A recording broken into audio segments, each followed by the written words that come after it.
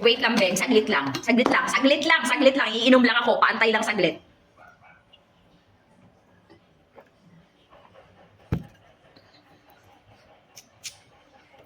Wait lang. Alam niyo mga pangga, talagang lately ba? Lately, nakaka-amaze na. Eto ha, yung mga follower ko ang relate dito kasi lagi nyo nakikita sa mga videos ko at sa mga posting ko. Oy, may lumalabas. Teka lang. Oh, lagi nyo nakikita sa mga posting ko, sa mga videos ko. Eto, bago sa paningin nyo to.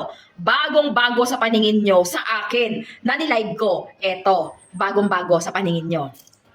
Pero, maniniwala ka ba na kahit bagong-bago sa paningin mo to, nung nilive ko ng ilang beses lang. Ilang beses ko lang to nilive. Pinatulan ko i-live to, be, ha? Alam mo ba kung magkano ang commission dito? 18, ay no, in-increase niya. Ginawa niyang 25% may commission here. But before is 18 lang. Tinaasan niya. Alam niyo kung bakit? Humakot ng sale. In just 2 days na nilive ko, 30 minutes lang yun mga bebs ko, humakot ng sale. Paano ba naman hindi hahakot ng sale to?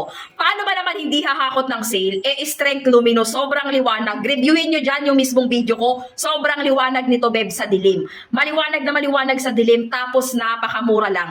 Alam mo ba, hindi pa to aabot ng 200?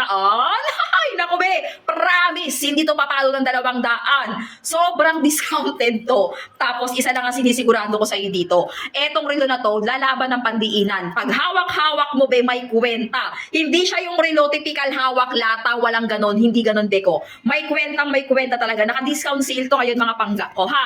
Okay, wala talaga ako dapat plano mag-promote ngayon ng mga watches, mga bebs ko, ha? Ayan o, pero wala eh. Ang kukulit, naka-discount sale eh. Bilisan nyo na habang mura pa. Baka kasi biglang magtaas, ay sayang naman. Sayang ang effort, be, kaya i-check out mo na habang bagsak presyo pa ngayon.